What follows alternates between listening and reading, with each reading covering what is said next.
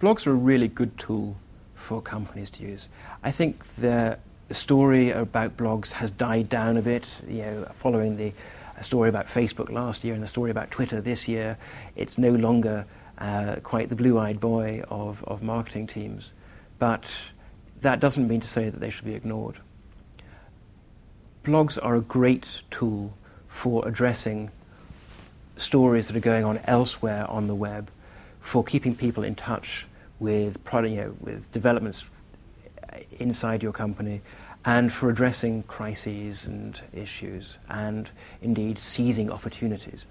Your main website should be a fairly solid thing. It shouldn't change necessarily, with the wind. It should be that I can come into the site as a customer and for a prospect and find what I'm looking for. And I don't necessarily want to see what the company thinks about something that's going on elsewhere. I have a very sort of focused approach. But on the blog, you can begin to have a much more informal relationship with what's going on. I'll give you a slightly weird hypothetical example. I woke up a few months ago to the story that the RBS had been bought pretty much by the government. And I went to the RBS website to find out what was going on. And I got no information about it there. Obviously, what it said was the RBS, best place for your money. And I went to the RBS corporate site to see if, well, maybe I got that wrong. Maybe I should sort of go here. And again, there was no information. But down in the bottom of the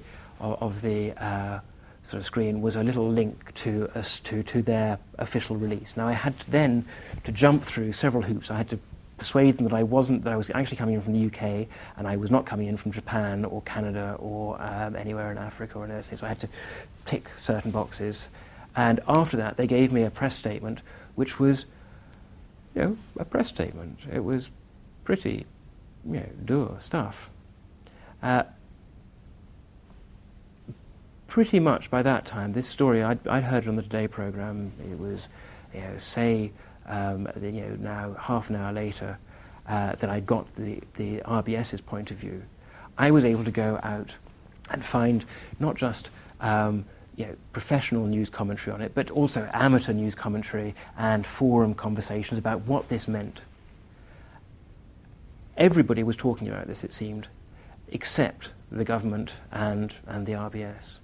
And that's an extreme example because the banking sector is heavily regulated about what they can and can't say, and it's an extreme example. But you'd be surprised by how often the same behaviour happens when you're talking about much faster-moving consumer brands, where everyone has an angle on the story except them, or they have a draw statement. So if a journalist phones up, they can open the door and read the statement. But that's a very reactive approach.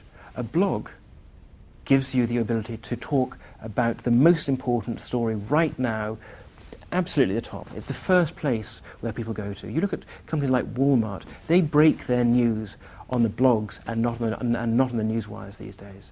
On their own blogs. It's a fabulous way of working because it's fast, it's relevant, it's up to date, and it's a great way for managing things like, for things like issues management, making sure that you are telling people what's happening on a regular basis, whether you have anything to say or not. A blog is a great tool, and you don't want to be dealing with that on your main website, because on your main website you've spent probably 7 months deciding what colour it should be and what should be on there and all those things.